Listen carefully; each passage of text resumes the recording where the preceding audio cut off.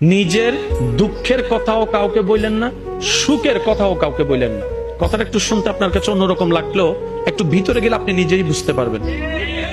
আপনি নিজের মনের দুঃখ কষ্ট সহ্য করতে না পেরে হালকা করার জন্য যাকে বলছেন, মনে রাখবেন আপনি তার কাছে কিন্তু কোনো না কোনো ভাবে একটু ছোট হয়ে যাচ্ছেন।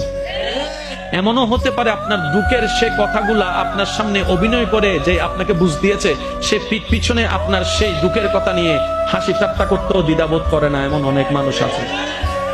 আপনি যাকে দুঃখের কথা বলে মনকে হালকা করার চেষ্টা করছেন, আপনার দুঃখের কথার সে দুঃখটা সে বুঝবে না, কারণ তার সাথে তো সেটা ঘটেনি।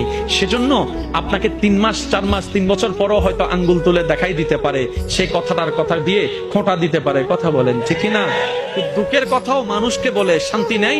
এবার আপনি বলবেন ভাইয়া সুখের কথা কেন বলবো না?